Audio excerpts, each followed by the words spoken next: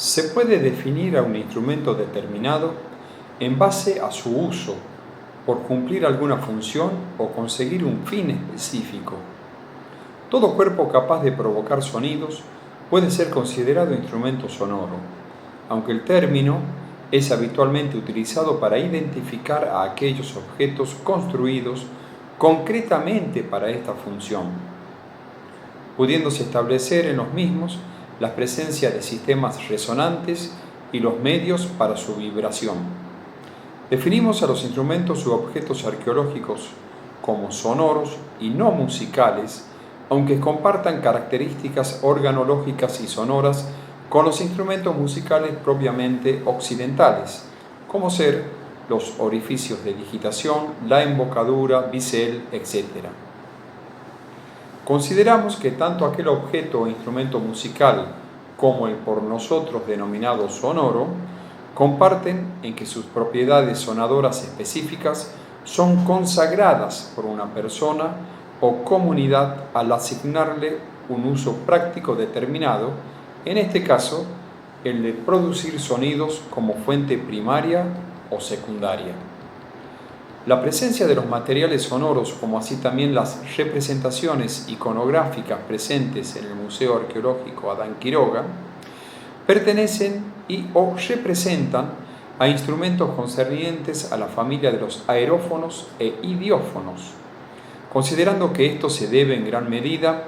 tanto a la mayor producción y variación de los mismos, como también al mejor estado de conservación de la materia prima con que la mayor parte de ellos están confeccionados, como ser la cerámica, la roca, los metales y el hueso.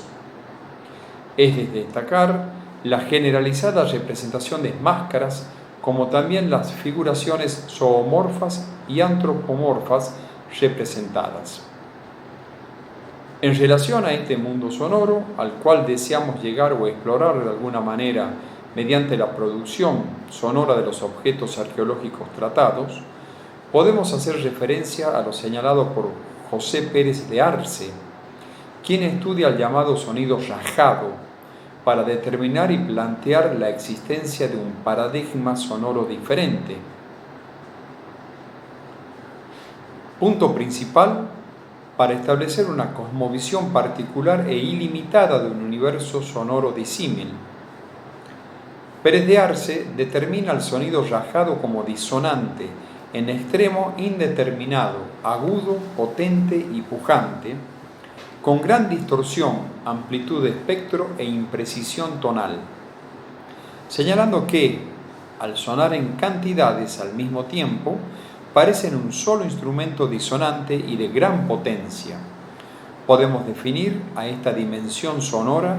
diferenciándola de la concepción occidental, donde, de acuerdo a los parámetros del sonido, como la altura, la intensidad, la duración y el timbre, determinados por la descripción física tradicional, se privilegia jerárquicamente a la altura para, en base a ello, establecer un sistema temperado, adecuado a la evolución estética de la cultura occidental. En América prehispánica, el timbre y la intensidad serían los elementos primordiales dentro de los parámetros sonoros, fundamentando las particularidades del sonido rajado, caracterizado por una organización timbrística variada en armónicos, gran ímpetu e inestabilidad temporal, ocasionando una percepción de altura integral poco precisada o indeterminada.